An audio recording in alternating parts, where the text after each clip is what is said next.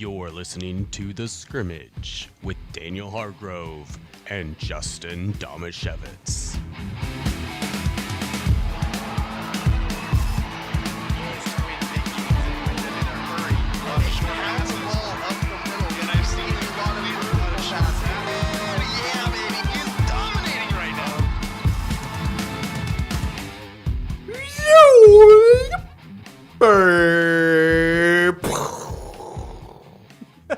Was that the Seahawks? Yes, it was. Good interpretation. That was the train wreck that is the Seahawks.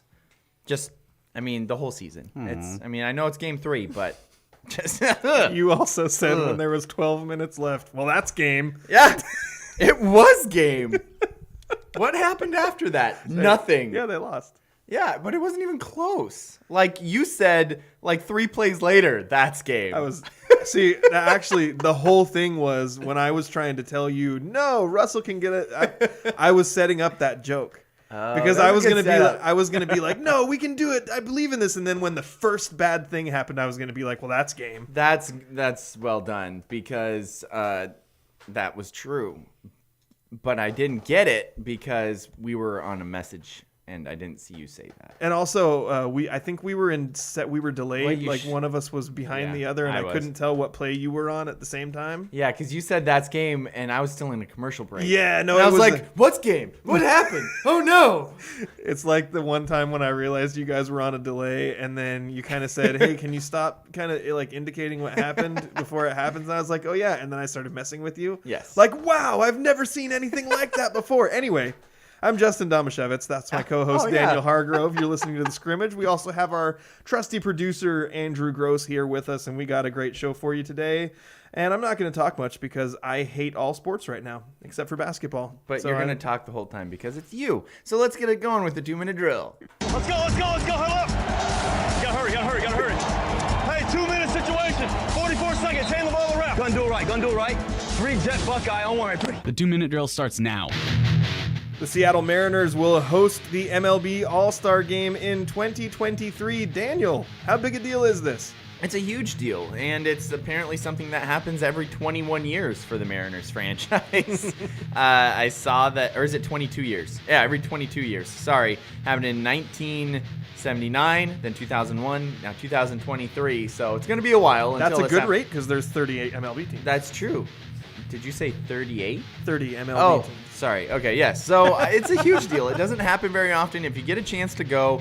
It's a lot of fun. The Home Run Derby is a blast, and it's just a ton of fun. I have the ability to go to one of the days last time, and it was the Home Run Derby, and it was a ton of fun. North Carolina lost for the second time this season on Saturday. The Tar Heels are likely to drop out of the rankings after being ranked in the preseason top 10. That's all. There's no question. Just wanted to rub that in a little bit. Dang it. Andrew, get the bleep button ready. Just grind that in a bit. My favorite part is that you actually wrote that. Thought it would be funny. The Oregon State Beavers dominated USC to win their conference opener 45-27 on Saturday. Daniel, your Beavers are 3-1 so far this season. Are they a legitimate contender in the Pac-12? They are. In the Pac-12? The Pac-12's trash. Yeah. It's the Oregon schools or nobody at this point. I mean, maybe Stanford, but have you seen what's been going on in the Pac-12? Whew. Dumpster fire would be a good thing to move into the Pac-12. No, Oregon looks really good, and then the Washington schools are garbage, and USC is a hot mess.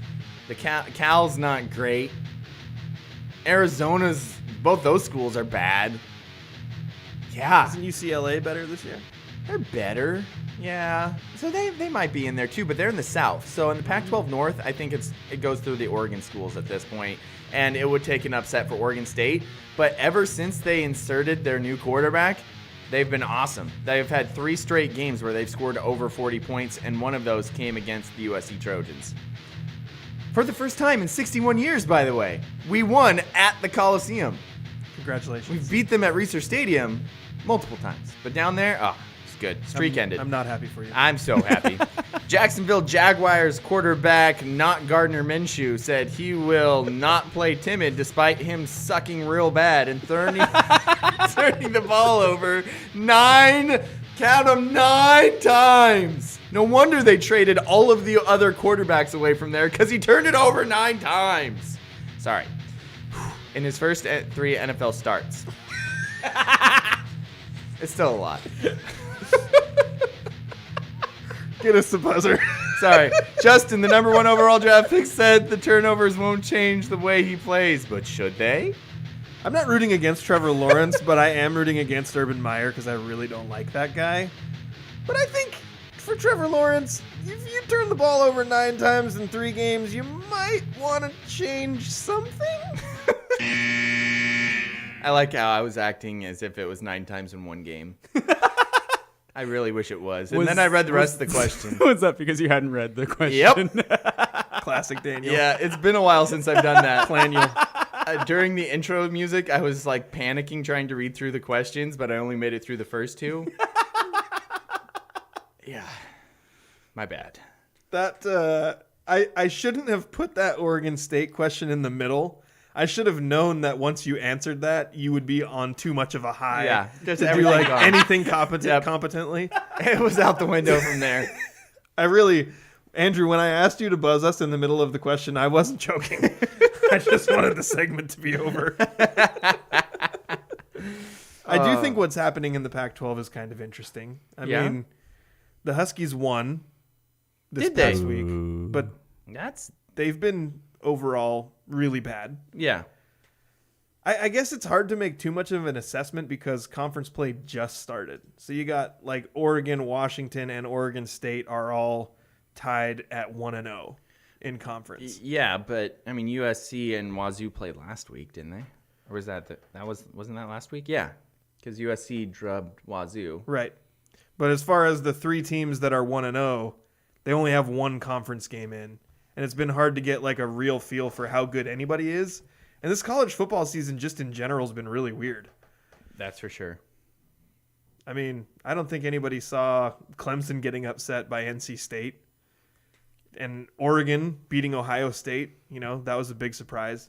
So, I mean, I think all I need is Alabama start losing. Yeah. Please. Yes. And Notre Dame. I have suddenly become a massive hater of Notre Dame. Don't know why, but now I hate Notre Dame. So just throwing that in there. part of the reason why I like to give you questions that you have to read Jacksonville Jaguars? Why? Because I always want to hear the way you say Jaguars. It's an interesting you word, say right? It like Jaguars. It's a jaguar. Jaguar. Do I say jaguars? Yeah. Jaguars. Jaguars. It's a wire with a jag on Yeah. it. What? Jaguar. Jag. Now it's not It's even a a yog word. you are. Now it's not even a word anymore. It's just sounds coming out of my mouth. that have Andrew, no how do you meaning. say it? Jag. Just skip the whole second half of it. Like how nobody really knows the right way to pronounce Worcestershire sauce. You just kind of say Worcestershire sauce. But if you read the label on the Worcestershire sauce, it looks like Worcestershire. And nobody says it that way, and I have no idea what's right. Yeah, it's oh, gosh darn it. I think it's Worcestershire. Worcestershire. Thank you. But that's not the way it's The spelled. Worcestershire. It's Worcestershire sauce, right? Worcestershire sauce. Worcestershire. See, this is what now that's the trap you fall into. You have to just do it quick and hope nobody questions you on it. You just go Worcestershire sauce. Worcestershire. It's like the Pacific Islander names where you're like, if you try to read it, you're gone. You just have to actually say it the way you know that it's said. Yeah. Tua Tonga Vailoa. Yeah. Yeah, Tonga. Why is there an N in there? I don't know. That? I don't know that, but I did look this up because I was curious once, and there's actually a video of him when he played in Alabama explaining to reporters at a press conference how to pronounce his name, and he says it Tonga Vailoa. Yeah, exactly. So Tonga Vailoa is correct, but if you look at it, it looks like it should be Tago Vailoa. Tago.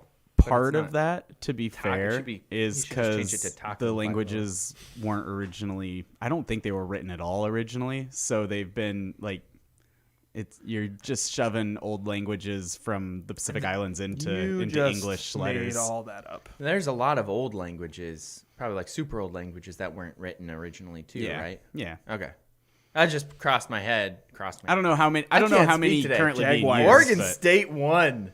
Sorry, that's Now, I know you were feeling a little down about the Seahawks loss, so I figured we need to get Oregon State back in there early so we get Daniel in it for the show. in So the that he's- 13 quarters that Chance Nolan has been the starting quarterback for the Beavers, they have outscored their opponents 146-68. Chance Nolan, that's a quarterback name. It's a great name. Hey. That's for the Beavers' opponents. Oh, okay. Started out not liking it there. And, oh, wait, we have Stump Daniel before Seahawks. I was going to say, on that note, Beavers actually had the guts to make a change at a position instead of just sticking with somebody who's getting beat like a drum. Yeah. But that's later. Yeah. Stay tuned. Yeah. But now, I thought you were going to say yeah again. Yeah.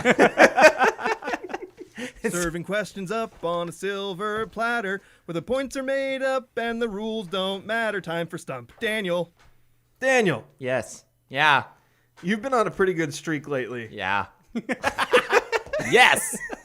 I have been. I'm nervous. I got a couple NFL related questions. So Andrew had suggested, you know how we did the number game? Yeah. That we should do the number game where I give you the number and you tell me who the Oregon State football player is. I thought that would be... Did I suggest that? Yeah, you did. Because we were doing it with Seahawks and Mariners. That would not be good, especially since college football is weird and sometimes two guys have the same number. Right. I thought that would be really unfair. Yeah. I appreciate that. So I didn't do that, even though Andrew told me to, and I might be subject to disciplinary action from my producer now.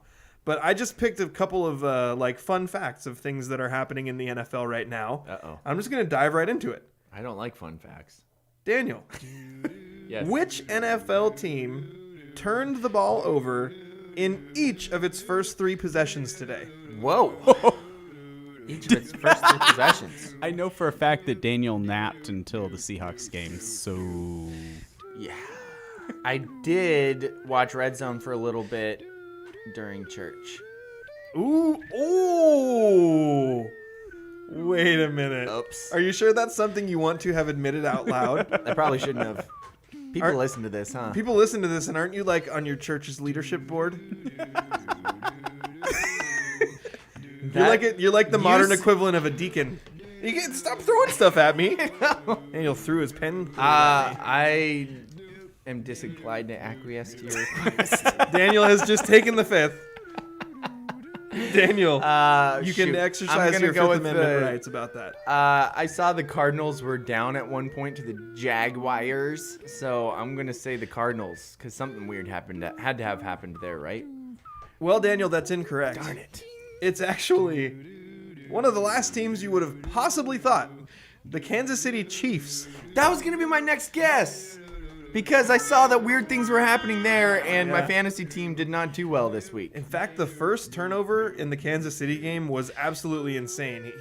Mahomes hit a receiver who was coming across the middle. It was a little bit behind him, and it bounced off his shoulder pad up into the air, and the cornerback came out of nowhere and did like a Superman dive and caught the ball. It was incredible. It was absolutely amazing play. And then there were fumbles on each of the next 2 possessions. I believe one was a wide receiver, and then the next one was Clyde Edwards-Helaire. But yeah, I saw the diving Superman one, and Yeah. I saw the Edwards-Helaire one. okay, I did not see the middle one.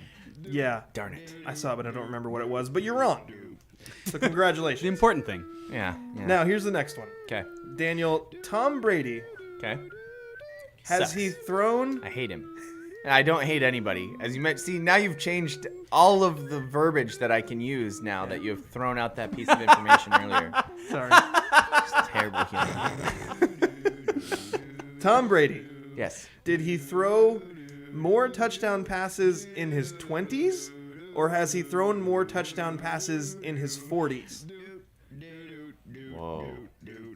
So this is an interesting question for a lot of reasons, because number one, he had more seasons in his 20s, and obviously he was much younger and healthier in his 20s. But also, the game has changed a lot in the billion years that Tom Brady has been in the NFL. Yes. So this is And- regular season and playoffs included. Oh, how old is he? He's 44. He's 44. Yeah. Holy cow. Yeah. Oh, wow. And he didn't start. He wasn't a rookie when he started. Was he? It was his second season when he started. Second season, so he was probably like 24. 24. He was 23 when he joined the Patriots, and 24 when he started his first game. But he started partway through that season. Mm-hmm. I'm gonna say 40s. You're incorrect. Darn it! But it's close. Leading the witness. In his 20s, Tom thing, Brady right?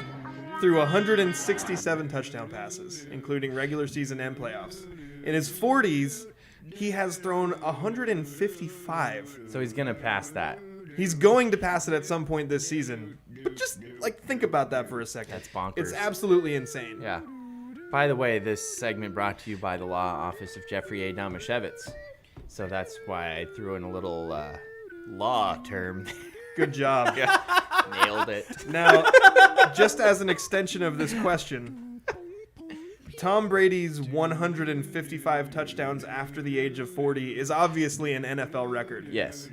Who are the next 4 quarterbacks on that list with the most touchdowns in their 40s? Warren Moon? Warren Moon is one of them. He is 3rd. So he'd be 4th overall behind Brady and 2 other guys.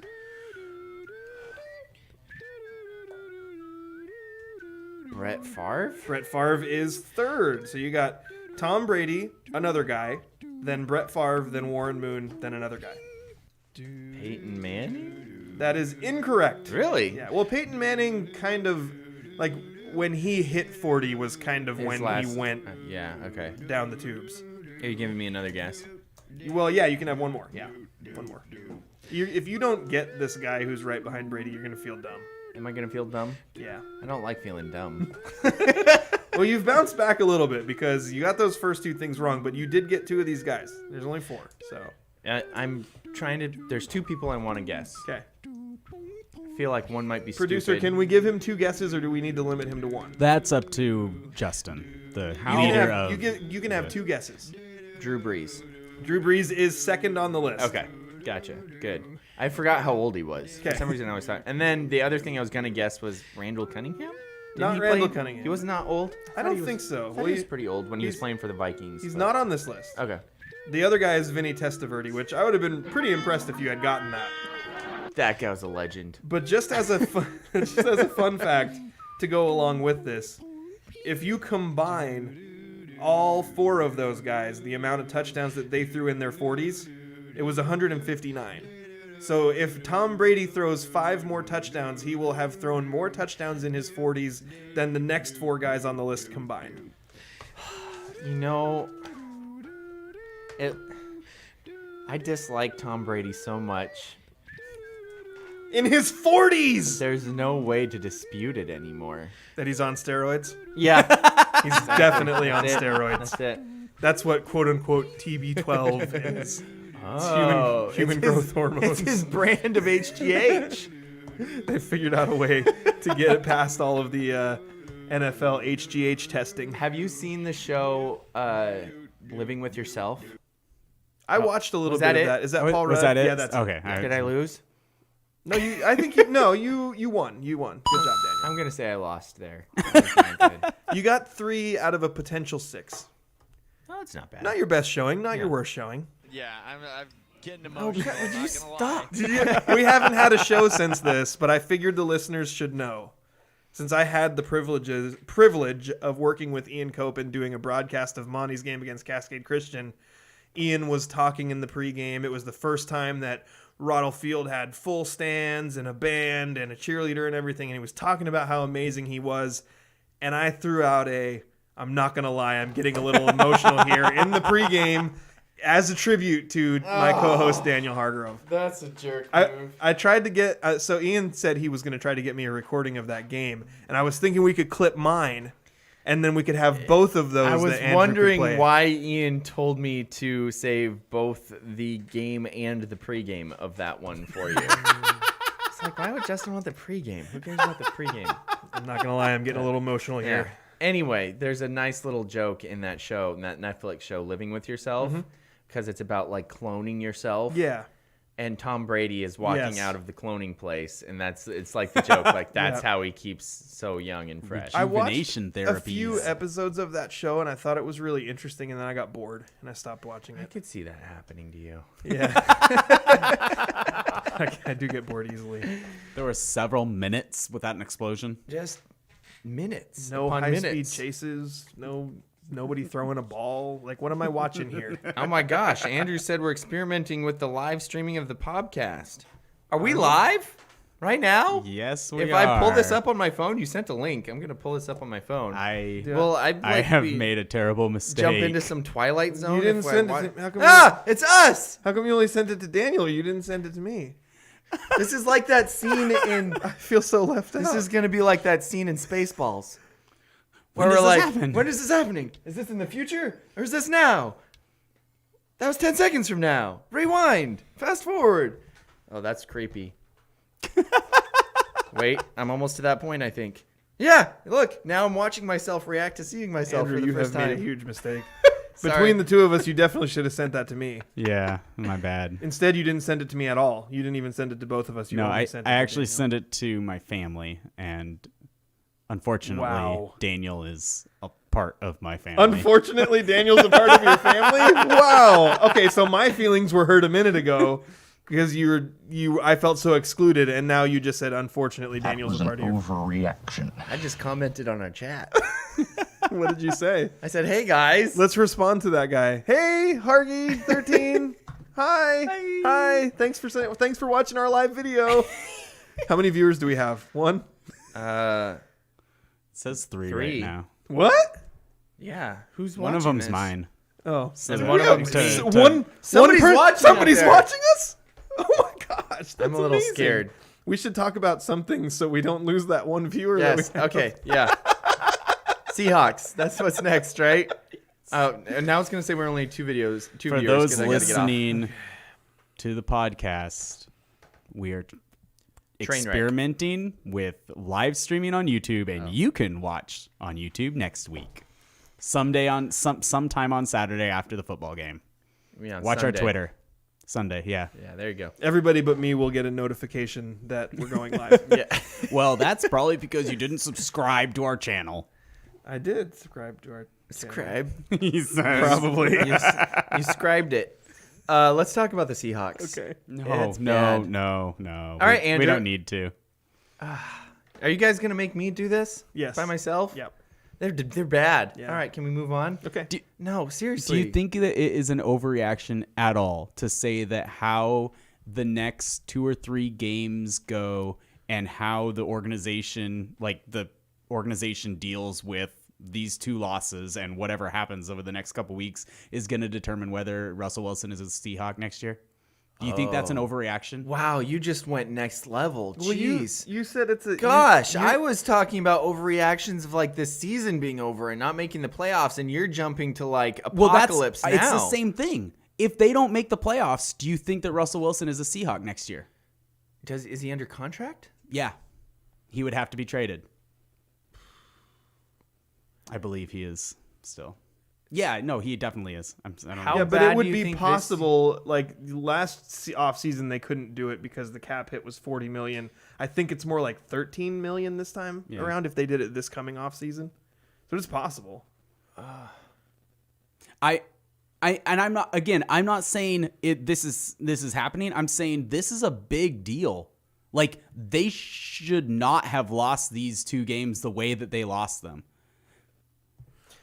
So here's the problem. Wait, what do you mean they should not have lost? Like today's game, in my mind, they were bad. There wasn't like they were doing good and then all of a sudden it just I'm flipped. saying it was like they were just bad. And last So you're saying they should not be bad? They should not be bad. Yeah, that's what I mean. Their it's not a defense looks- situation. Their defense looks bad. Right, but their like defense, I'm not saying the defense should be good. Right now I just think they're bad. right. So I'm not but I saying don't, they shouldn't have lost. I'm just saying their defense is fair. bad. I think that the defense looking bad is something we expected to happen, and the offense has been really bad for 3 halves now. 3 halves. The last half of last week and the whole game this week. They looked really good in the Was first the quarter. offense The first good? drive, yeah. They did. scored 2 touchdowns and a field goal on their first 3 drives. That's true. So I would say, So first quarter. So Yeah. they're just So they've bad been in the really second bad, half? like 4 out of the last 6 quarters. That's getting too complicated Is for it me. too complicated? Your assessment is that what's going to happen with Russ in the future hinges on what happens over the next few games. But we have we have the whole season though. I think it hinges on how. Yeah, but the whole season is going to depend on the next few games. Oh, That's my point. You mean because they're 1-2, so if they lose like 3 more in a row, then they're not making the playoffs. Yeah, especially if the rest of the NFC West keeps winning. yeah. Yeah, and that's the hard part is the Seahawks now are 1-2 while the rest of the division is undefeated. Yeah. And they haven't even played a division game yet. Yeah, So yeah. all of their hardest games against undefeated division rivals haven't even happened. Yeah. So the schedule is not and getting easier. I don't want this. I don't want you to think that I am just panicking and saying it is all over. It's entirely possible that they can figure it out and finish the season strong and go win a Super Bowl. Yeah. That's perfectly possible. Well, here's what I'll but say. it's going to depend on what happens over the next several weeks. Yeah, and I get that. Here's what I'm going to say about the offense. These are the first 3 games with an offensive coordinator that is not only new to your team, but it is his first 3 games as an offensive coordinator. That's fair. That is true. So I see that as we could definitely be overreacting with some of the offensive struggles. The defense has had the same defensive coordinator for way too long now, in my opinion. And apparently, all of the aggression that they had at the end of last season that got all of those sacks and Jamal Adams sacking people left and right is completely gone. I mean, they had 1 sack today. Yeah. That's it. That's not good. They also had Especially a when sack Kirk Cousins threw 38 times. They also had a sack that got taken away by a penalty on Amadi. And I don't get that. So Sanchez is going, that's just such a stupid penalty. The play was going the other way, or Cousins was looking the other way. Amadi was never looking in the backfield. He has no idea where the quarterback's looking there. He was playing man coverage on somebody.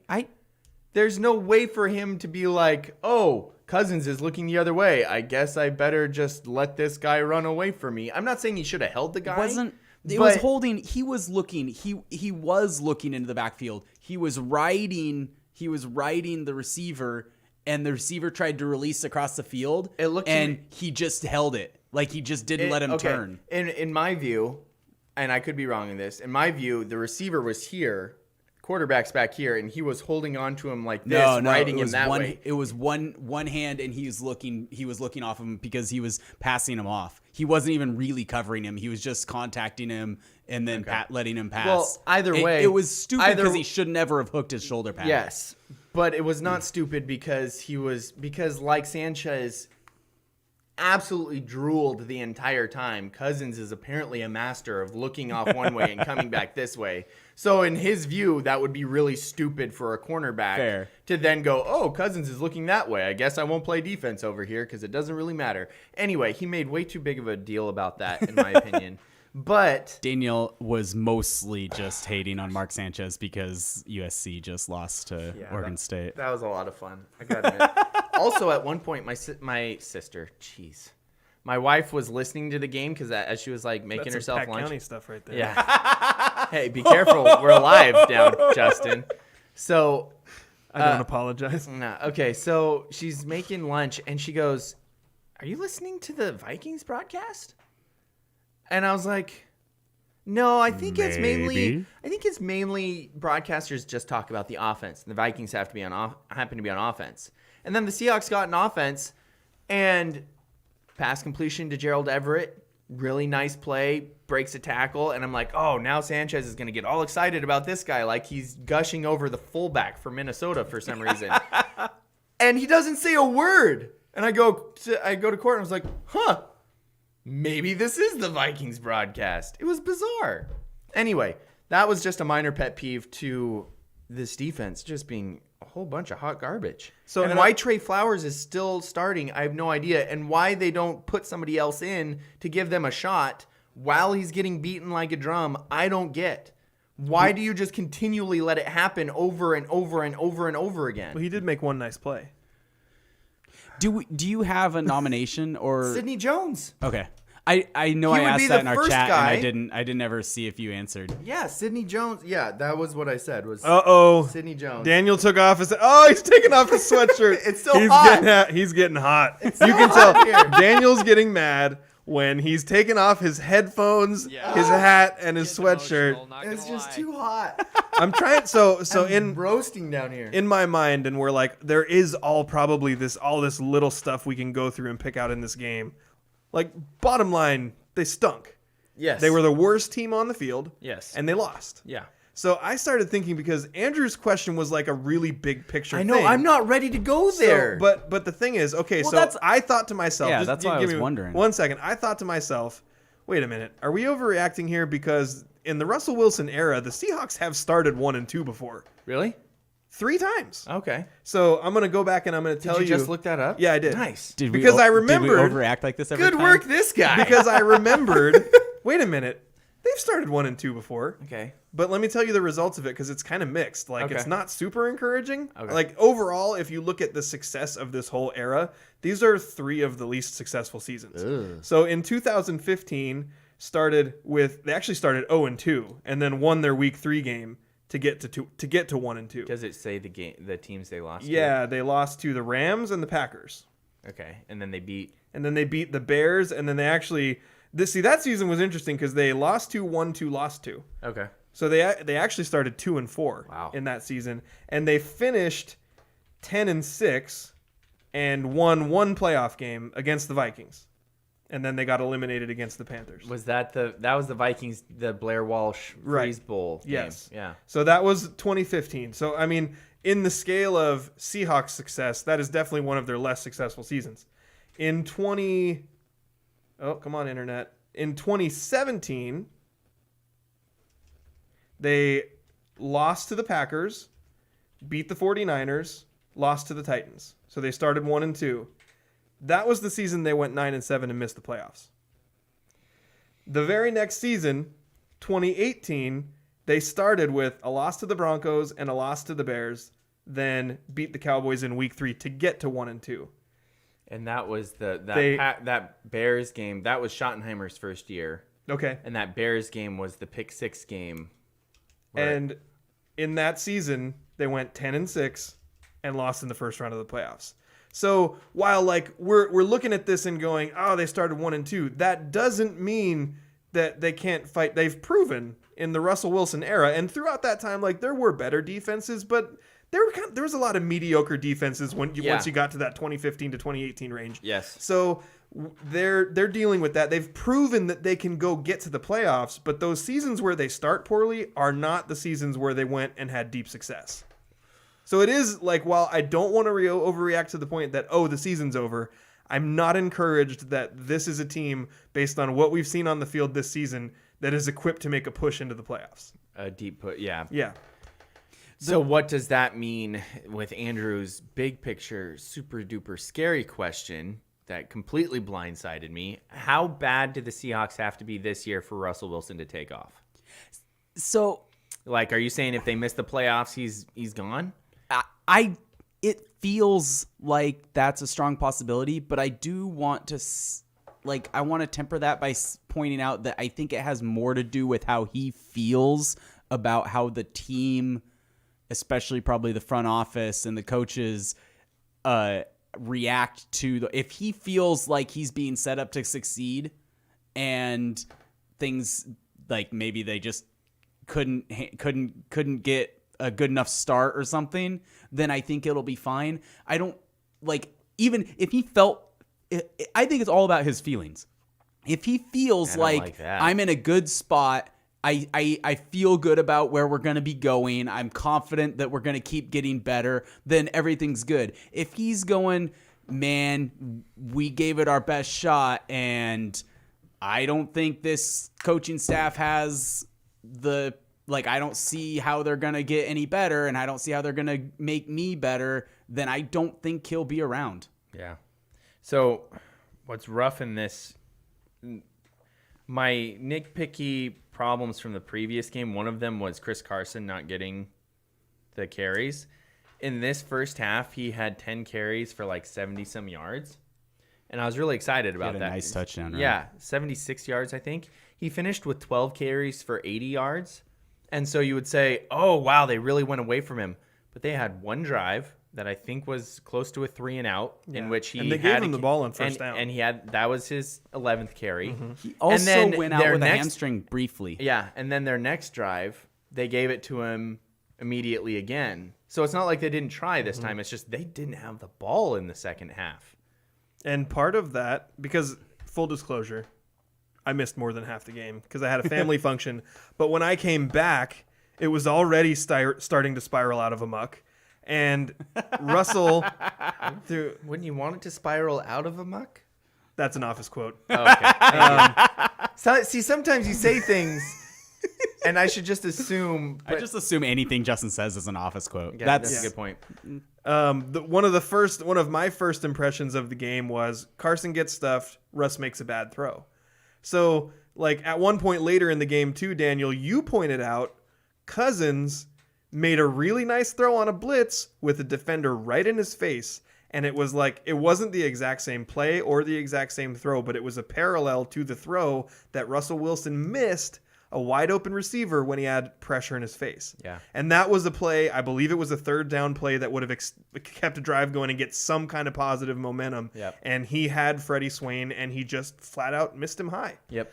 So, yeah, it's understandable because he had a defender in his face, but like there's a point where we have to be able to look at Russ, and Russ has to be able to look at himself and be like, okay, well, here's where I need to be better. Like, we have to be able to say as fans, Russ needs to be better. Yeah.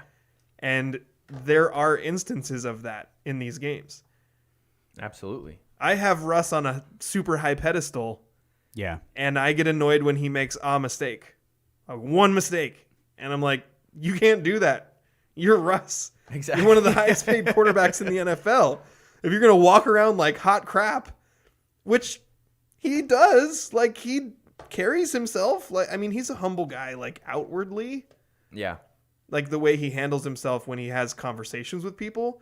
But if you're going to be hot crap publicly, then you need to be hot crap on the field. That's true. Yep. Although hot crap could be a bad thing too. I see what you're censoring yourself there. I am, I see yeah. what you're doing. So I'm seeing a tweet from Greg Bell, I believe of the Seattle Times, saying after the game, he said he made himself an easy target by talking after the game, and many of you won't care, but credit to Trey Flowers for being a stand-up guy and answering our questions on his way to the team bus. Other Seahawk veterans declined to talk about the mess he and cornerback DJ Reed did. I am so happy for Trey Flowers that he is a stand-up guy. Good for you. That makes me like you better. But that does not make me think that he should be the starting cornerback. There's so many stand-up guys who are not good enough athletes to be the starting player at their position in pro sports. And I am glad. Good for you for, stepping up, taking it, being like, yeah, I did not play well today. Good for you. But that doesn't mean squat for who should start. Now, I thought it was interesting that both he and DJ Reed did, the two corners.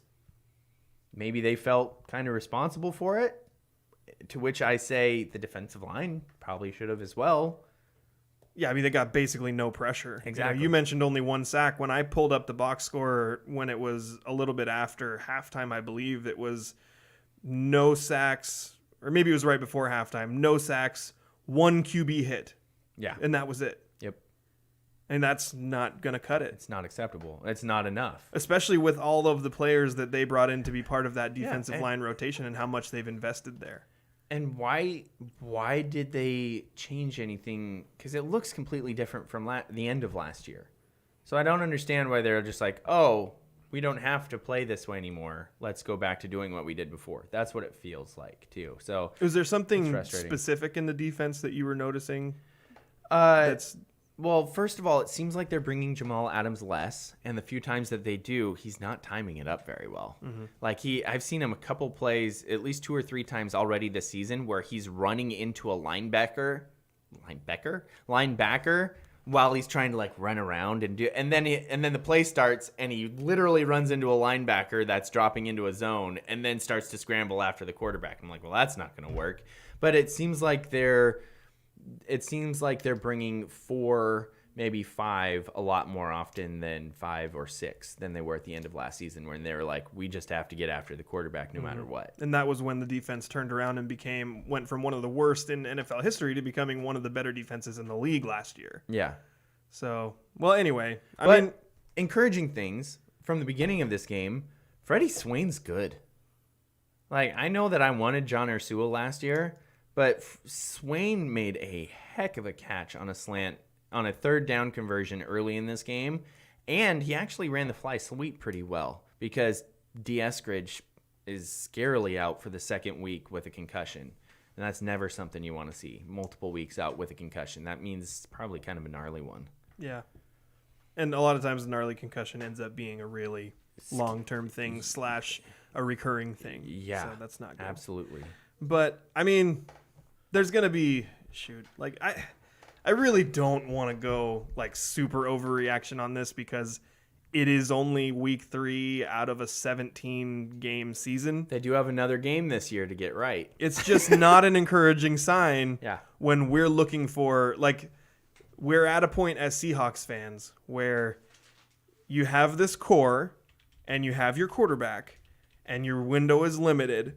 So you need to be better than just making the playoffs. Absolutely. And Seahawk history, well, first of all, they haven't been doing that going into the playoffs very deep over the last 6 years or so. Yeah. But Seahawk history since the Russell Wilson era shows us that when you start the season poorly, you have one of your worst seasons. And that could still be a playoff team, but it's not a real contender, and that's not good enough anymore. Exactly. So it's not an encouraging way to start the season. Yep.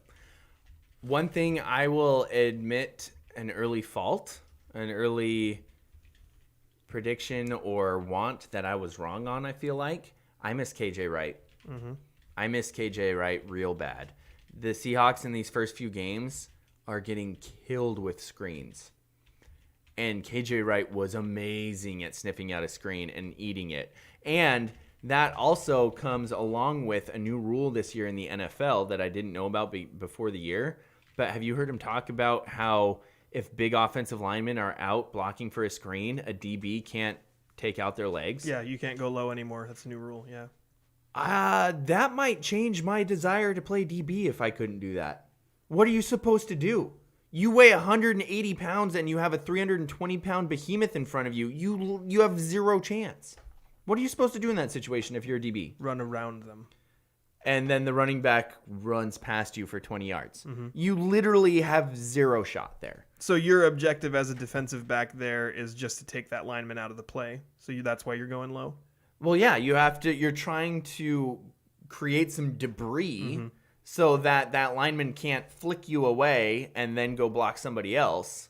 Or you at least cause enough of a pileup that the running back has to like jump over you or, skirt around you a little bit. That could explain why we've seen so many awesome screenplays over the last few weeks. Yeah. Like there really has been in almost every game. In reality, screenplays. what you should do is act like you're going to try to block him and then spin around really fast so that he blocks you in the back. That's really the only play for a DB. You think you'd get away with that? No. Yeah. But I think you'd eat turf. They'll call it sometimes. I mean, I would try it. I remember one time I was the holder on a field goal, and it got blocked, and they were running for a touchdown the other way, and I went running after it, and I realized I wasn't going to catch him, so I literally I ran in front of a guy on the other team and just stopped.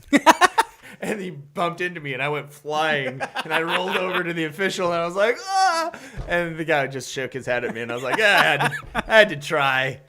I felt kind of bad for it, though. Felt a little icky. So, anyway, You shouldn't The feel bad official about was just that. like, You shouldn't feel no. bad. yeah. So anyway, that might be why we're seeing a lot of highlight screens. Anyway, Mariners. Hey, they won. They won again today, 5-1. Eating into that run diff a little bit. But isn't this series like a kind of a good definition of why their run diff is so bad? Yes. Because they win by 1 run. Yep. They lose by 10. They win by 4. There you So go. you just won a series with a -5 run diff. Exactly. It's bizarre. Yeah. But also, like, I should be happy that they went into that series with the Angels and won the series. Yes. Because in previous series against the Angels, when it was pivotal points, they crapped the bed. And they didn't do that this time. They won the series. Exactly. But it wasn't good enough. Because there's still 2 games out of the wild card. Yeah. And you can't knock them because they've won something like 7 out of the last 8 games. Like, what? Yeah. There's only so much more you can do, yet you're not gaining. You're I not know. gaining to the point that you need to. So you got 6 games left. 3 are against the A's, who you have absolutely freaking inexplicably annihilated this season. Both them and Tampa. Yeah, Tampa's exactly. the 1 seed in Yeah. the American League. It's and crazy. Dominated them this And then year. you got 3 more against the Angels. Yeah. So, like, if you win 5 out of 6, it's conceivable that you could sneak into that. Who do we need to root against? Well, that's the problem. As just a Well, Boston and New York are playing each other. and Ooh. they're both ahead of you in the wild card. so we're rooting for the umpires in that one. Yep. Yeah. To Well, you need suspend them one all. team. Well, you need like one of the You're teams outta to here. sweep the other. But that didn't happen. No. They- Oh, you don't want them to split. Then, Actually, or- no. The Yankees have won the first 2 of that series. Okay. Oh, But I'm that's not the rooting wrong for the team. Yankees. That because the Yankees went into that series behind. Oh, So it Well, would now have been- going into today, they were tied. The Red Sox and Yeah. Yankees were tied. yeah, Okay. exactly. Because the Yankees have won. I'll just 5 say in a row. there's been like 3 different points over the It's last so month. confusing. The Mariners sucked me back in. Yeah. After at the beginning of this season, I was telling you guys got to be careful, guard your hearts, okay? You were. Don't let this team suck you in because I care about you and I don't want to watch you be devastated. They got their hooks in me. And I paid more attention to baseball this year than I have in forever, and I'm so emotionally invested. There's been 3 damn times this month that I gave up on the baseball season, including earlier this week. Yesterday, even. I think yesterday you did. And then the other day, I got a text from a friend that Uh-oh. was, "Hey, I just noticed. Are the Mariners about to sneak in the back door and get that wild card?" And I was like, "Don't do this to me." So, what was it? About a month and a half ago, I predicted the Mariners would get to 90 wins and still miss the playoffs by a couple games. That could happen. So if they win 4 out of their next 6 games, Yeah. they will get to 90 wins and most likely miss the playoffs by 2 games. Unsubscribe. And what I didn't predict, though, and somebody else was like, hey, watch out for the Blue Jays. And at the time, the Blue Jays were like 3 back of the Mariners. And I went, Blue Jays. Yeah, they're now ahead of the Mariners. now. So But I think they're only like a half a game. It's really close. At the moment, according to what I'm looking at, which who knows if Bleacher Report is right, but at the moment, the Blue Jays are a game ahead of the Mariners, and the Mariners are 2.5 games back of both the Red Sox and the Yankees. Well, most likely scenario is next week we get back together, we do this podcast, we talk about another Seahawks loss, and then we do the post-mortem because that Yep. will be the final day of the Mariners season. And So we should can, be good at that by we now. can talk. I think so, but we can that will give us our opportunity to have perspective. Like by that point, we probably will have known for a couple of days. Okay, the season is over, and we can start thinking logically about the steps that they've made forward and how things might be better in the future. Absolutely. So then I think we'll have clearer eyes and clearer hearts to look at this Mariners season at that point. But probably not clear farts. I've been gassy. If your farts aren't clear, does that mean like skid marks? That's a problem. That's a good point. Yeah, I didn't think- I don't like this. I I didn't hope think that all of went our through. farts are clear. Yeah, I didn't think that went through very well. Andrew, I'm going to talk a little bit more about the Mariners, some interesting things that I saw just by taking a glance today. Did you get the video commercials that I Yeah, sent? I got you. Will they work? Yeah. Cool. Okay. Anyway, now that that's You won't done. see them. Yeah, I won't. Well, I will if I bring up the stream that you sent us. Okay, so the Mariners. You sent Daniel, not me. Yeah. It was a mistake on my part. I apologize. Today, Jared Kelenic went 2 for 4 with a dinger. Jake Fraley had 3 RBIs, and Marco Gonzalez went 7 innings with 1 earned run. He went the Felix quality start on that one. And Kelnick in September, he's still only hitting .222 for the month of September. I'll take it. But he's slugging .819. He's got 6 home runs this month, 4 doubles, and a triple. So he's hitting a lot better. Compared to the way he started, I will take that in a heartbeat. Absolutely. Well, they got 3 against the A's and 3 against the Angels, as you mentioned, to finish out the rest of the season. We will see by just how many games they miss the playoffs by, and we'll talk about that next week. We're going to take a commercial break and be back for the fun part of the show with high school sports, athlete of the week, mailbag, all sorts of goodies as I stumble my way towards a commercial break. My goodies.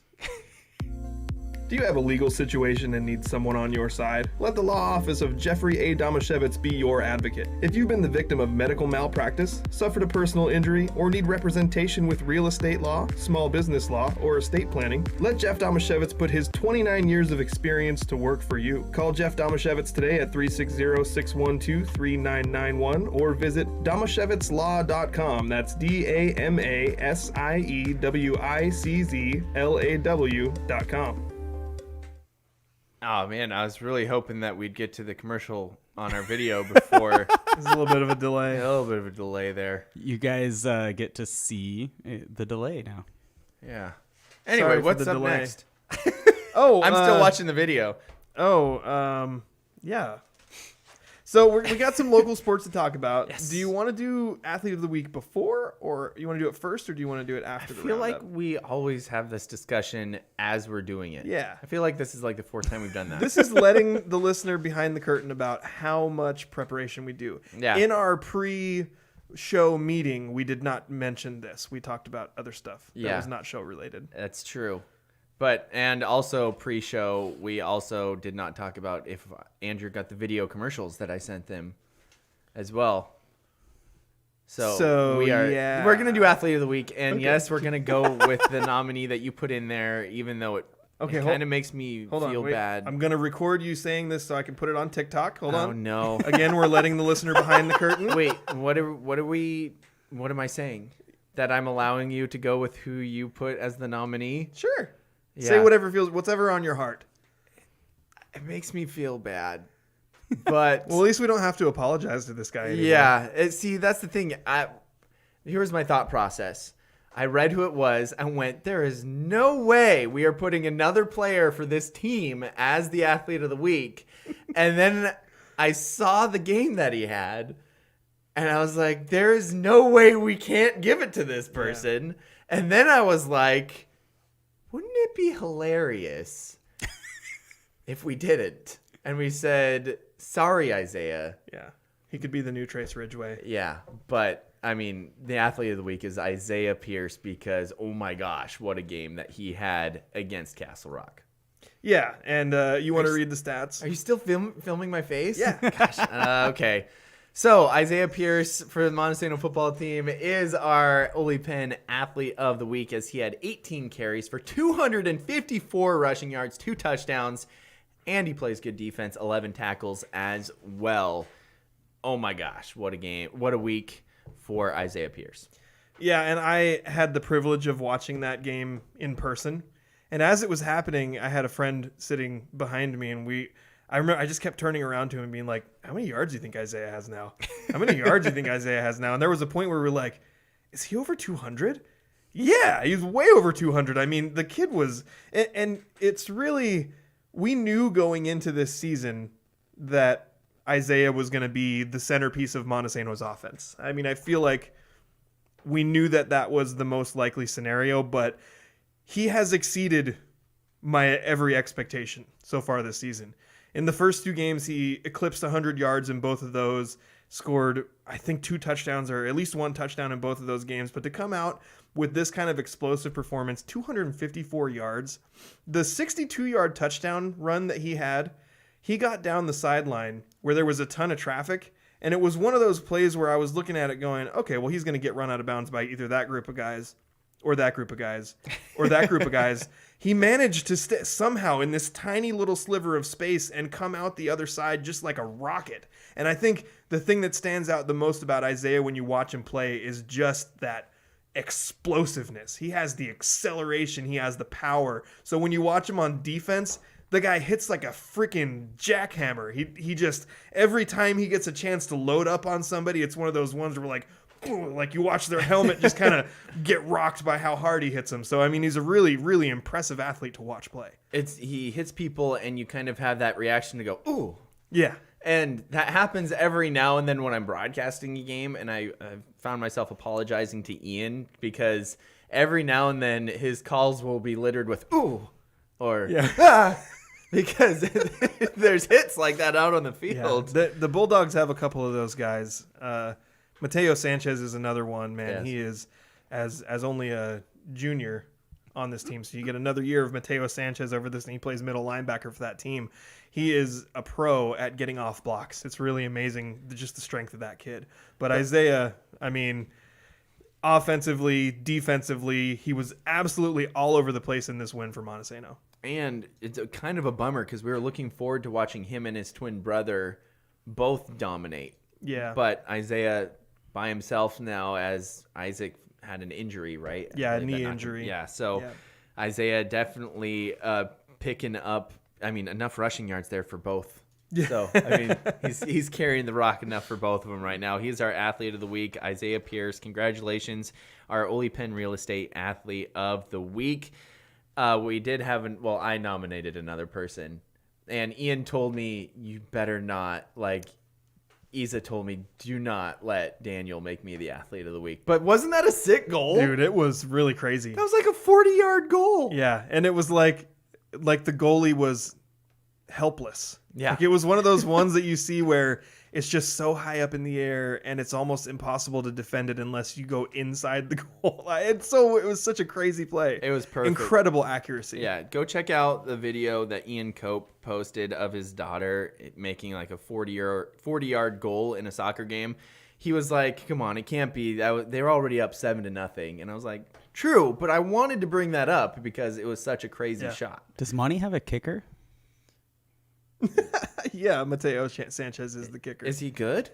I mean, can he hit 40-yard goals? I'm not gonna come on here and say negative things about Mateo as a kicker. There were some extra point issues in Monty's game against Castle Rock, some of which had nothing to do with Mateo. Gotcha. But he has a strong boot. Like he can get the job done. Okay. All right. So why don't we start off with that Monty game? Justin, you were there, so I'll let you start off with our high school sport roundup.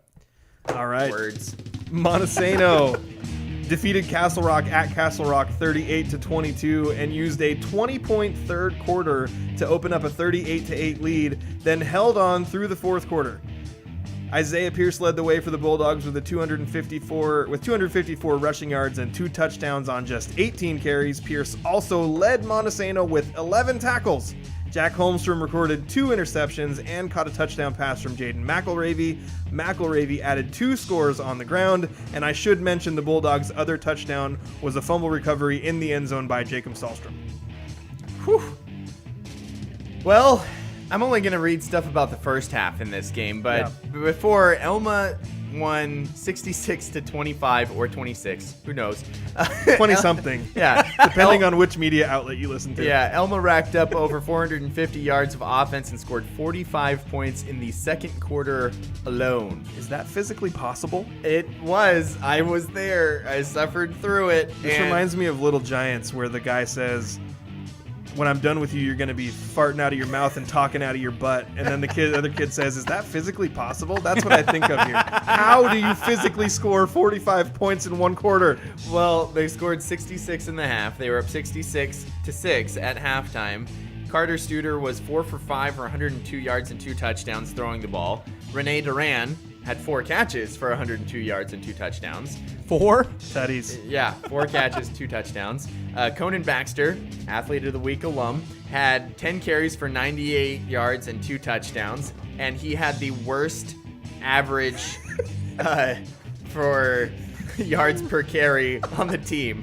At 9.8. 9.8. Be better, Conan. Jared Bailey had 6 carries for 121 yards and 2 touchdowns. Manny Hernandez had 2 carries for 50 yards and a touchdown. And, I can't remember Hackney's name. Oh, what? Kyron Hackney had 3 carries for 39 yards and a touchdown, and that was all in the first half. Oh, also Isaac Phillips had 2 interceptions, and he returned 1 for a touchdown. That's a lot. Whew, I guess it is possible. Yeah. Aberdeen went to Foster and fell first-ranked Aberdeen. Formerly first-ranked Aberdeen in the entire state fell to Foster 26-20 after trailing. I'll explain that after the roundup's over. I'll explain that joke after the roundup's over. They fell to Foster 26-20 after trailing 20-8 at halftime. The Bobcats came back and tied the game at 20 with a touchdown run by Cale Goings with 3:15 left in the game. Foster scored with 18 seconds left to win the game. So a little bit of a heartbreaker there at the end for the Bobcats, but they got down early and fought back in the second half. Jeremy Sawyer led the way for Aberdeen, racking up 190 rushing yards and 2 touchdowns. And we'll get to more of that after our roundup because I want to hear more from Andrew what happened during that game. Girls soccer, Elma defeated Castle Rock 4-2 on Thursday with all 4 goals scored by freshmen. Betta Valentine led the way with 2 goals, and Miley Seberg and Valerie Echeverria scored a goal apiece. I will let you read that one. I let you do that one because I wasn't sure how to pronounce that last name, and I didn't want to try. I just went for it. So Aberdeen High School in girls swimming competed Sorry, against... I just put a ton of stuff on That's that okay. one. Competed against several larger schools from across the state, and it was at Mukilteo. Several Bobcat swimmers dropped seconds off their district and state qualifying performances from previous meets. Ava Ben, 30.39. There's another name for you. Harnoor Jandu, 30.8. Nice. And Caitlin Ansich, 30.0. Each swam district qualifying times in the 50-yard freestyle, while Miha Hood, Miha? Probably Miha. Okay, Hood shaved 9 seconds off her district mark. That is insane. Whoa. By touching the wall with a time of 1 minute, 9.28 seconds in the 100-yard butterfly. Hood also placed 14th in the 100 backstroke, while teammates Lizzie Arona and Ansich were not far behind her with a 22nd and 23rd place finish, respectively. And apparently that's like a huge meet. So I know that doesn't sound great to finish 22nd, but apparently a ton of people and a ton of bigger schools too. A little bit of girls volleyball. I put this in here mainly because there's some very familiar names in this highlight. Raymond took down Forks 3 sets to 0. That's how it works, right? In volleyball. Senior outside hitter Kyra Gardner led Raymond with 13 kills. Shocker. While freshman Carson Freeman, I can only assume there's relation somehow, returned to the lineup with 5 kills, 7 aces, and a 15-point service run in the third decisive set. A 15-point service run is insane. That's nuts. And then this is for... Yeah, so I kind of threw this. So in this there. is a Bobcat Aberdeen Bobcat Hall of Fame here. See what happens when I do a show by myself one week? That's fine. It's fine. There's a poll question about that actually. So Aberdeen did a Hall of Fame induction and welcomed some new people to the Aberdeen High School Hall of Fame, including from the class of 1966, Mike White. From the class of 1990, Christy Fleming. From the class of 1991, Brenda Blankus. From 1996, Stephanie Pellegrini. And from 2008, here's one I remember, Eric Schmidtke. Oh, yeah. All of them were inducted, as well as longtime girls coach Jan Simons, who retired at the end of last season. Now, Eric Schmidtke, you may remember, yes, Daniel, as an absolute bruiser. Yeah. Fullback, big dude, really good running the ball. Also was a kicker. You're right, and I played soccer with him, interestingly enough, and he, I believe, lost one wrestling match in his entire wrestling career. He was an amazing wrestler. So I'm pretty sure that's why he's going into the Hall of Fame, because he was a 3-time state champ at wrestling. Got it. I thought this was interesting also because the Bobcat soccer team of my age group, the 2007 soccer team, they were inducted into the Hall of Fame for their second-place state finish, and so I knew a lot of those guys, played a bunch of soccer with them growing up, including Jay Hardy, Nathan Peck, Dago Hernandez, Victor Garcia. Yeah, a bunch of familiar names there, and Coach Larry Fleming. So in cross-country action, Acosta senior Dylan Todd placed second to lead the Wildcats boys cross-country team to a second-place finish at the 2B Pacific League meet on Thursday in Adna. Todd ran the 5K race in a time of 18 minutes and 3.61 seconds to finish behind Ilwaco's Daniel Quintana. And Dylan Todd and the twins, who also were mentioned in this article, Matthew and William Idzo, we had mentioned them previously as athletes of the week too, so they kind of popped out to me. If you're a previous Was that during athlete, track? yeah, Okay. If you're a previous athlete of the week, your name jumps out to me a little bit. Okay. And then quick mention, Choker Golf is doing well so far this year, and there's 3 local players on that Choker Golf squad who are succeeding early. We've got Michael Jump from Hoquiam, Jared Moline from Elma, and Aberdeen's Nolan King. So just wanted to throw them a shout out as well. And whew, that is finally it for the local sports roundup that I made about 4 times as long as you had it. For those of you wondering about my top-ranked Aberdeen joke, that wasn't me taking a shot. Like, He was talking legitimately, about his power ranking. I got a text from a friend with a screenshot of the Max Preps rankings early this week that had Aberdeen ranked number 2 in the state. And this was after Aberdeen had to cancel their game against Tumwater. So yes, they were 2-0, but the thought was maybe the computer, because that's all a computer ranking that's based on strength of schedule, your record. There's like a formula for cross-class games and how much weight to give them. And maybe the computer thought that game was canceled, but Aberdeen had beaten Tumwater. And so they should have probably been more like in the 8 to 10 range, and they got sort of bumped up to like above all these other really good teams. So we were kind of laughing over the fact they were number 2. Then somehow, before anybody played another game, the rankings changed again, and Aberdeen didn't get moved down, they got moved up to number 1. So on the Max Preps rankings this week, Aberdeen, by some kind of a mathematical miscalculation, went into that Friday as Max Preps' number 1 ranked team in the state for 2A. Now, the RPI rankings came out, which is what the playoffs are actually based on, and Aberdeen going into like this last game was ranked 9th. Okay. So, and that was with Tumwater ranked below them, which is a little bit of a fluke because when Aberdeen canceled the Tumwater game, Tumwater went down, played a Oregon team and lost. They played like a really good Oregon team. Like a 6A. Like it was the highest level of football in Oregon, and it was a really good team. They basically played the Bellevue of Oregon. Right, exactly. And then they lost by 1 touchdown. Yeah. So it was an accurate ranking apparently, but that will change. I think real it's fast. Fair to point out about Aberdeen this week when they went and lost to Foster. I mean, how many players did you have, Andrew? Like 18? That's what. You had 18 total? It was not a lot. I Because don't know of- the exact number. Because of the contact tracing issue there, the way Aberdeen had to do it was, okay, every vaccinated player is allowed to play.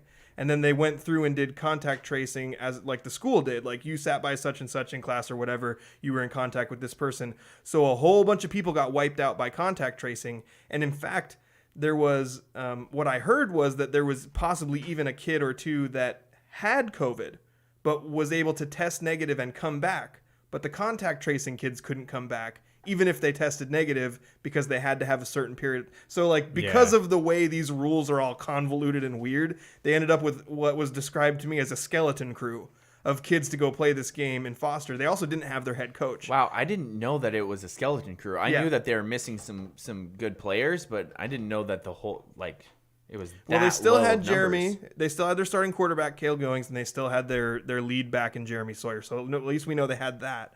But they were missing a lot of other kids who would normally play. So, Andrew, what were your impressions of this game? Like, what were your main thoughts on it? It was a heartbreaker. Yeah. I'm busy filming during the games, so it's hard to like actually say. Plus I don't want to like, I don't know. It was a heartbreaker, and it was more of a heartbreaker than it sounded from what you were saying earlier, because that touchdown that they scored with 18 seconds left, that was on 4th and forever. Oh yeah, it wasn't like 4th and 24. It was 4th and goal from somewhere, outside the 20. And yeah, so it was just, and they just chucked up a prayer in the end zone, and the kid managed to come down with it through coverage.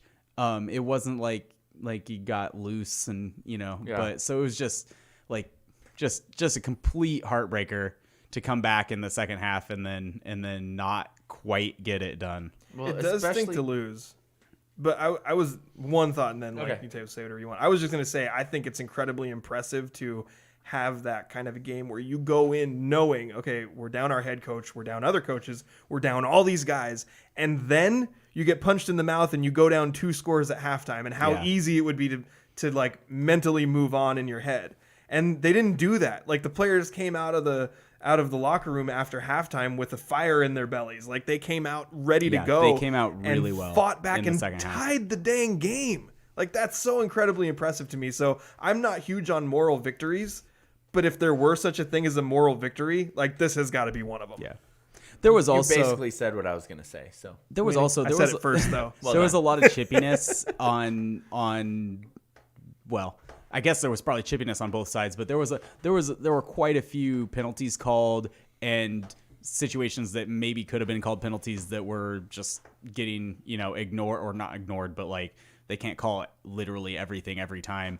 And I thought that our players did a good job of not responding in that second half as they're coming back and there's guys on the other team throwing fits on the sideline, and one guy took his helmet off multiple times like in anger on the field and never I don't know what the deal was with that. I thought that was a penalty. Yeah, you can't take But- your helmet off on the field. But so it was like, and they were trying to, it was they were not happy because they couldn't stop Aberdeen, and Aberdeen managed to mostly, like, especially because we couldn't afford to lose anybody.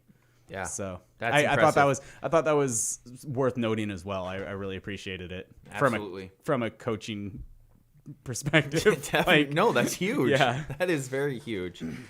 All right, so that's going to do it for our local sports roundup. Justin, I'm now very curious about your poll results, seeing as some of them were apparently about my solo podcast, which I'm pretty sure I told you guys was hot garbage, and I haven't been that stressed out for a long time. Well, you might have felt like it was hot garbage, but do you know what the first 2 responses that I got to it were? Man, this podcast is so much better without you on it. Oh, man. And one of our regular listeners actually got on and commented on our post that, man, without those other 2 guys, it's much better. It's not Monty this and Monty that and Monty this. Well, you know what I'd say to the rest of you? You want to be mentioned more on the podcast? Win something! Okay. Take that, Jamie. Simmer down there, Monty boy. So I got some poll results. Jamie's going to love that. Oh, wow. I got some poll results. First off, now Daniel at the end, because if people, they don't know this because this is just our private text conversations, but we had, this last few weeks has been crazy. Like we've had all this stuff. Our producer forgot about us one weekend. Then we had a secret wedding. Then we had literally had a lightning bolt strike in the area where we record so that we had no power to record a podcast. Like the last 3 weeks have been madness. It's been weird. So last weekend we're like, how are we going to do this?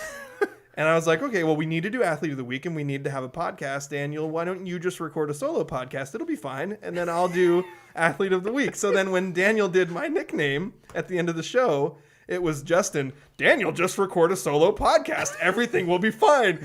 And because I know you so well, I know that in your mind, emotionally, you were going, this podcast sucked. I hate it. Justin said everything was going to be okay, and it's not. And so in frustration, you just said, everything will be fine. So I posted a poll question that was, will everything be fine if Daniel has to record a solo podcast? Unfortunately, 55% of the audience said no. Everything will not be fine if Daniel has to record a solo podcast. How many votes? well, they were wrong. How many votes? 6,512. Wow, our audience has really grown. Yeah. The next question, and I figured we get into this in the mailbag. Okay. Are nachos a casserole? Yeah, there we go. With no context, 95% of our voters said no, nachos are not a casserole. They meet all of the qualifications. Save it. We'll have this conversation when we get into the mailbag. Okay. Next question. Is Merriam-Webster in bed with big hot dog is a sandwich? Because Daniel, as we've been through this whole is a hot dog a sandwich thing, Daniel has repeatedly been beside himself about what the actual literal definition of it is in Merriam-Webster. And one of his accusations was Merriam-Webster is in bed with big, quote unquote, hot dog is a sandwich. Well, 75% of our audience said no. They are not in bed with big hot dog. 25% agreed with me? Yes. Yes. Okay. Here's We the may next be question. the minority, but we will. The best part is that Daniel didn't vote in that poll. No, I didn't. Yeah. This came from my absolute favorite part of last week's podcast. Uh-oh. Do you hate websites with videos that autoplay? Because Daniel is trying to... Because Daniel does. If you've never done a podcast the way that Daniel likes to do it, like he likes to provide you with stats and facts and information. And when you go onto these ESPN and other websites, they have stuff that autoplays videos. Well, Daniel, producing his own podcast, is also trying to play sounds from his computer, so he can't just mute it so that nothing will play through. So what kept happening was Daniel's opening web pages and then videos just start playing. So Daniel's talking and you hear, and so-and-so catches the ball on the 60-yard, and then Daniel's like, dang it, autoplay video. And the first couple of times he explained it, and then after a while it was like, oh, happened again. Oh, happened again. And I want to say it was like 5 or 6 times throughout the course of the show. At least. And what happened there was I had everything lined out and all the pages that I thought I was going to need open and with the videos paused. Yeah. But then in my haste had clicked out of them when I thought I was done with it. And then I was like, oh, wait, I want to get that stat too. And I'd pull it back up and then the video would play again. Just imagine somebody, you've seen those plate spinners, right? Where they've got like eight sticks and they're spinning plates on all of them. Yeah. That's what Daniel was doing, and every once in a while a plate would fall. It happens. Happens to the best of us. Well, 100, I don't think this has ever happened before. 100% of people said that yes, they do hate websites with videos that autoplay. Yes. Don't stop doing that, ESPN. Seriously. It's really bad. Okay, I got 2 more poll results. Okay. 1, do you know the name of the mascot of Columbia White Salmon? Because Daniel at one point in the podcast was like, and Montesano beat Columbia White Salmon. He said, they beat the Columbia White Salmon. Salmon? What is their mascot? Did I say salmon? I think you did, or maybe I just heard it that way, but like you obviously did not know. No clue. So I didn't ask anybody, what is the mascot of Columbia White Salmon, which I believe is the Bruins, but I could be wrong about that. I don't know. But Daniel, 59% of people who responded to this poll do know the mascot for Columbia White Salmon. Liars. Here's another one. This is one of my favorite quotes from the show as well. Because Daniel, you said, when you were describing Monty's game against Columbia, you said, and Montesano just continues to, well, be Montesano. So I posted the poll question, does Montesano just continue to be Montesano? And I did put in parentheses football so people would know that's what we were talking about. Okay, good. I'm glad you threw that in there at least. Yeah, well, 91% of people said yes, Montesano does just continue to be Montesano. Yeah. It's the worst. So we have, that's our poll results for the week. And what I felt like last week was a very entertaining podcast. You did a great job on your own. It was really funny. Thank you. I'm glad that it was funny. I totally meant it to be. I did love your Athlete of the Week video as well. So well done there, Thank sir. you. Good job making it, posting it, even though I heard that was a bit of a trial for you as well. It was extremely frustrating. Mostly logging into the YouTube account was difficult. Yeah. For some reason, everything has to get sent through me, apparently. So if you try and log into our YouTube account, I'll get a Google notification saying, what number do you have to click to let this person log in? It's bizarre. So if you're listening to us right now, be sure to follow us on Twitter at The Scrimmage, like us on Facebook, find us on YouTube. You can see our live feeds. We're also on TikTok, which I was going to say, I actually posted a video on TikTok of our Athlete of the Week last week, and I was feeling pretty good about the fact that I did that because, like, we're trying to engage the younger people, and, like, yeah, this person is on TikTok that I made the video of. And you know what the very first TikTok comment was of my video of Athlete of the Week? Uh-oh. who even cares about this? And I was like, oh, it's just a little deflating. Who commented that? What, it's someone random. And I was like, why you got to be so toxic, bro? Seriously, that's harsh. Yeah, it was harsh. Hey, do we have mailbag coming up next? We What's got- up? Yeah, we do got to have take a mailbag commercial coming break, up. though. Okay. Do you want to do that now? Yeah, because you know what's cool about the live chat? We have questions on here. Oh no, Daniel looked in the live chat. I was keeping those in my We back have pocket. questions on a live chat? I'll looks read like it. them. Don't worry about it. Okay, I'll let Andrew do it. Are you so going excited. to commercial? Yeah, Do you let's go want to a commercial. Go. At Olipen Real Estate, we have solidified our foundation on 4 core values. First, we continuously focus on growing our knowledge in the market and in our practices to bring the highest level of competency to our clients. Second, we provide a high level of integrity, compassion, and kindness in every aspect of our business. Third, we put the human element above business through humor, enthusiasm, and patience. And last but not least, we proactively respond to the needs of our clients. Our mission is to create a personal real estate experience, one person and one home at a time. With Olipen, it's personal. As I'm watching the commercial I We're made. so legit now. Yeah, too legit. Oh, you ruined it. Sorry. You ruined it. Oh. The mailbag. Yes, Send the us your mailbag. stuff. Send us your stuff in a mailbag. So do you want me to start off Yeah. with the Dude, I'm so excited. So we're Right? streaming live on YouTube this week, and it's exciting. And I have a couple questions for the mailbag from Courtney Hargrove. Who's that? No relation. No,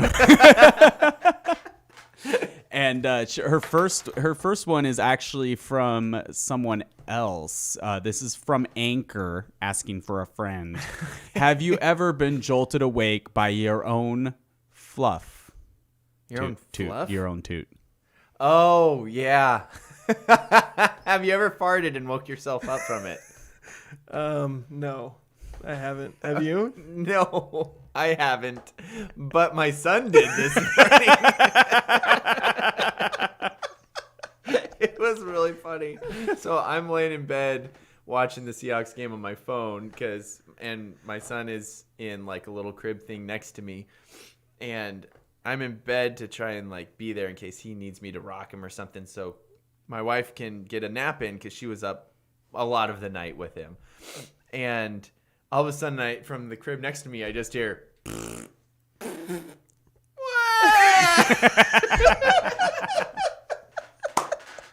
It's really good. It's like, oh, buddy, you got yourself good there. Was it like was it a foop? Like, was he clean? No, it was clean. Okay. And, okay, so you're a parent. Yeah. It's completely normal to pick up your infant and shove their butt in your face and smell it, right? Yes. How else would you know if they pooped? You're not gonna take their onesie off and look in their diaper every single time. Plus, then if you do that thing, if you do that thing where you try to check from the side, it's a dangerous game, man. Because you do that, one out of 10 times, you're getting doo-doo on your finger. I'll tell you that much. That is what you're doing is the right way. Okay, good. I'm glad I got that Yeah. confirmation. You don't want to be a doo-doo finger. That's A dinger. Oh. Okay. Andrew, have you ever woken yourself up with a fart? I have not. Never. We do have another question from Courtney.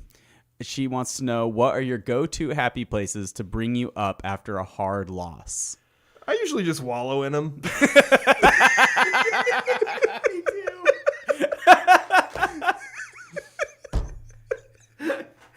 As evidenced by our text conversation on Saturday after I watched the Tar Heels lose to Georgia Tech. Yeah. I hated everything. Yep. I was inconsolable. And then the Mariners weren't playing well either. Yeah.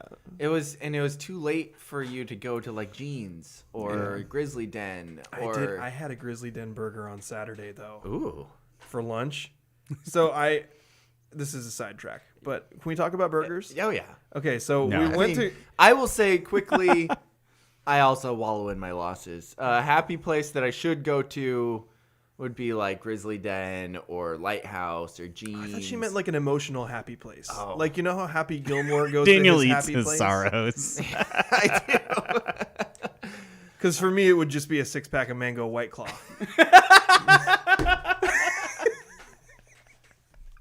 All right, let's talk about burgers. Andrew, do you have a happy place? No, not really. I think we might need to work on this. Are we mentally unhealthy? I think it's just a sports fan thing. Okay. Yeah. We're just not used to. So- Hey, you don't prepare to lose. You prepare to win. We are mentally Doggone it. unhealthy, but also like 60% of the world is. So That checks out. yeah. So I had a Grizzly Den burger, and Okay. I was like, okay, well, I'm gonna go. I've only been here one time, so like I haven't had Grizzly Den a lot, but I really liked it. And I was like, oh, I'm gonna get the signature burger. So I order the Grizzly burger. Oh. We take it home, and I open it up, and I'm like, how am I supposed to eat this thing? It's freaking huge. It's got a ton of stuff on it. Like it's dripping with this amazing sauce. Yes. And I was like, this thing looks delicious, but how am I going to get it in my mouth without making a mess everywhere? So I got out a fork and I ate my Grizzly burger with a fork.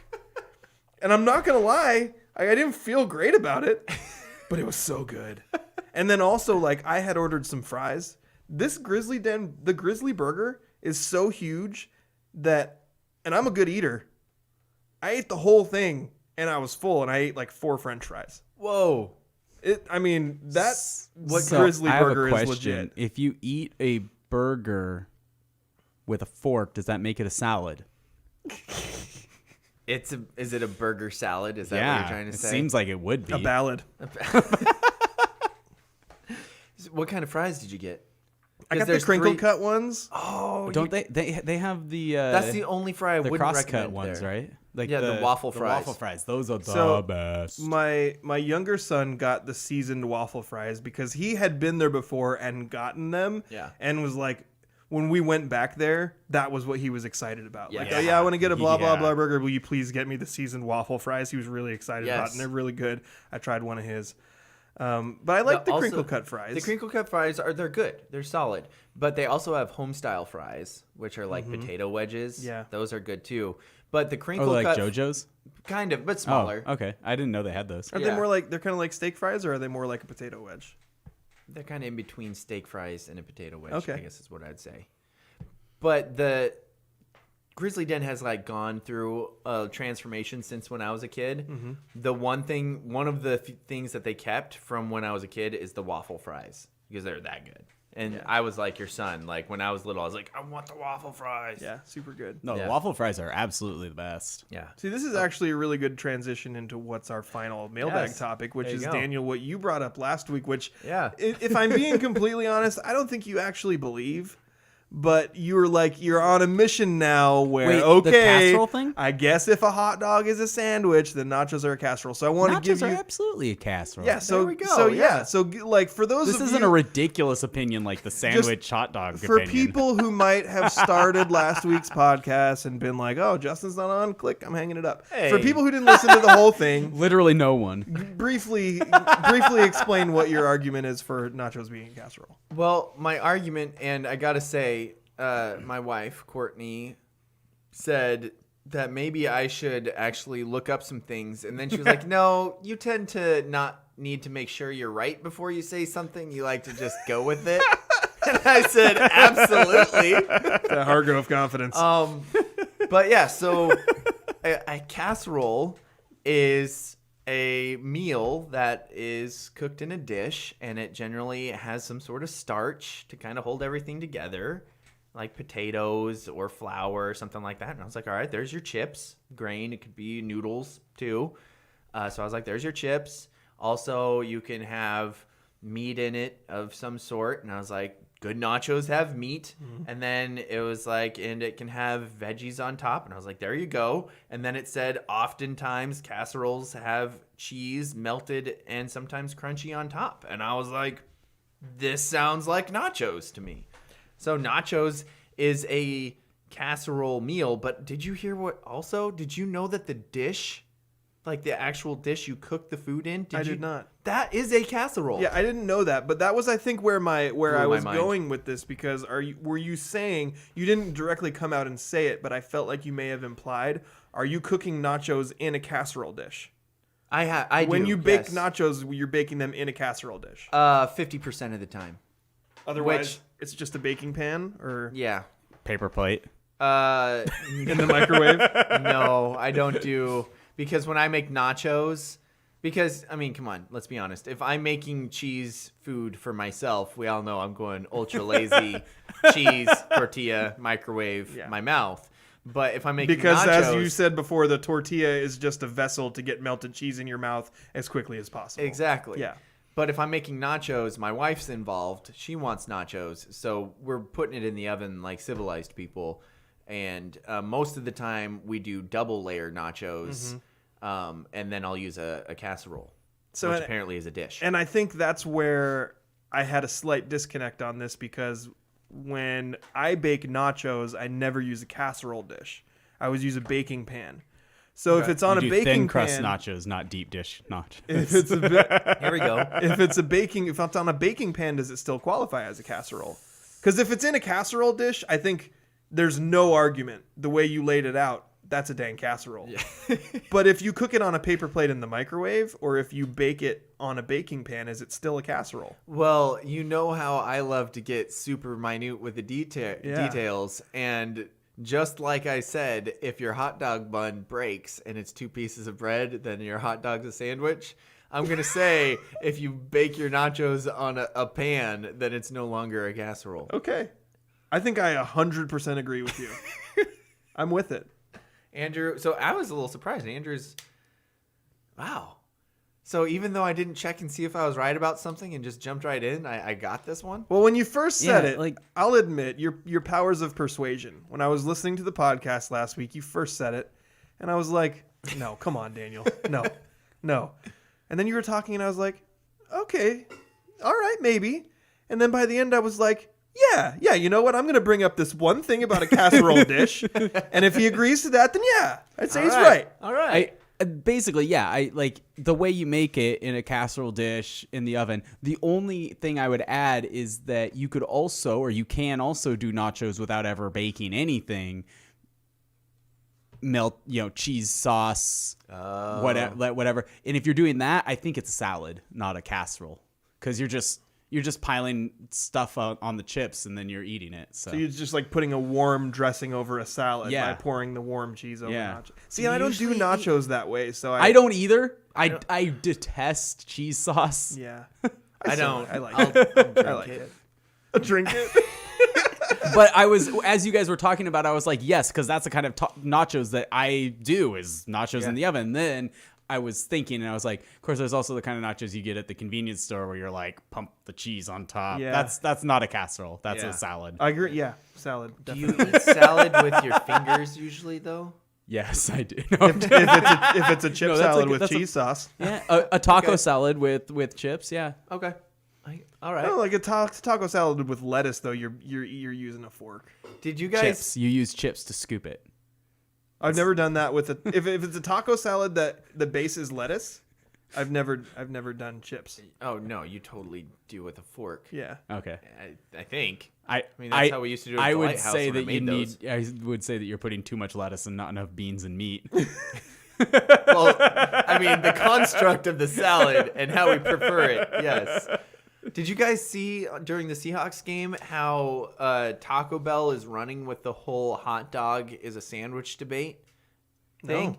Because they have this new thing. It's a chicken taco sandwich or a chicken sandwich taco. Andrew, you saw this commercial. Yeah, it's terrible. It's a terrible commercial. It's but literally someone has been tuning into Daniel's dreams.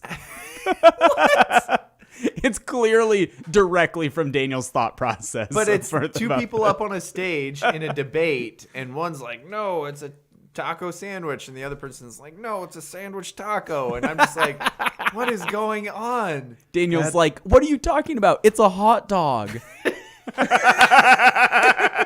No, he thinks it's a casserole. We got anything else? No, just a weekly reminder that Mariano Rivera is the most overrated athlete of all time.